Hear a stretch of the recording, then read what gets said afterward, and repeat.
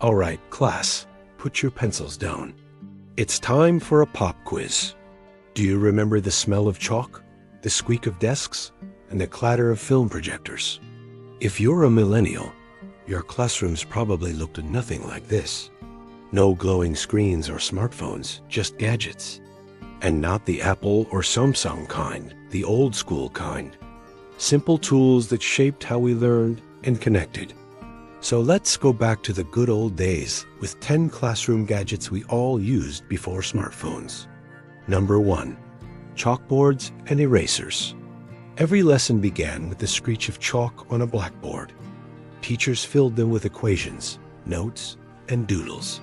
Students fought for the chance to clap erasers outside, sending chalk dust into the air like smoke signals of learning. Those blackboards were more than just a teaching tool. They were a timeline of the year, each new lesson building on the last. And when you got called to the board, it wasn't just to solve a problem, it was a rite of passage. You approach the board, erase the previous problem, and there's chalk in your hair. Number 2, overhead projectors.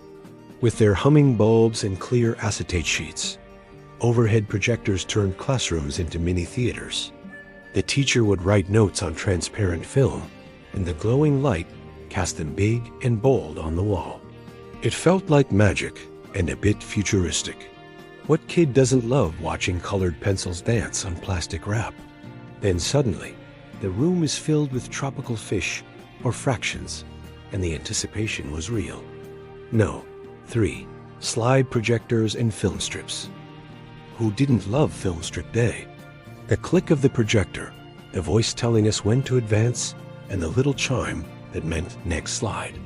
It was like movie day's little cousin, but it always captured our attention. We were rapt. It was like a little movie, the kind with a beginning, pictures in the middle, and then the end slide that made you feel like you accomplished something by the end of it. No. 4. Hand crank pencil sharpeners. Mounted on the wall, these sharpeners squeaked and groaned as you cranked them. The smell of fresh pencil shavings filled the air, and the sharper the point, the prouder the student. Sure, they were noisy, but there was something wonderfully mechanical about them. Plus the shavings, they weren't trash.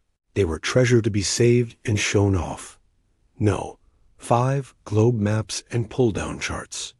Before Google Earth, we spun globes and pulled maps down from squeaky rollers.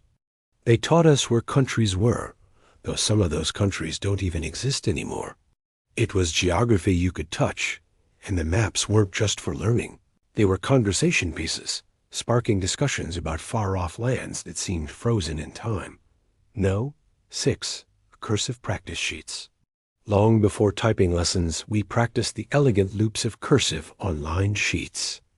It was a rite of passage, shaping not just handwriting, but patience and discipline. The sheer number of lines we had to fill was daunting. Our hands cramped, and some letters were impossible. But when you got it right, it was worth it. No. 7. Film projectors. Nothing felt more exciting than the teacher wheeling in a big film projector. The dimmed lights, the flicker on the screen, and the whirring reel brought lessons to life. Yes, the reels broke sometimes, interrupting the magic. But when they worked, it was pure delight. It was like watching a little movie just for our class. And that smell, the warm, inviting, slightly plasticky smell, it took us to another place. No. 8. Card catalogs and library index cards. Research wasn't a Google search. It was digging through drawers and drawers of index cards in the library.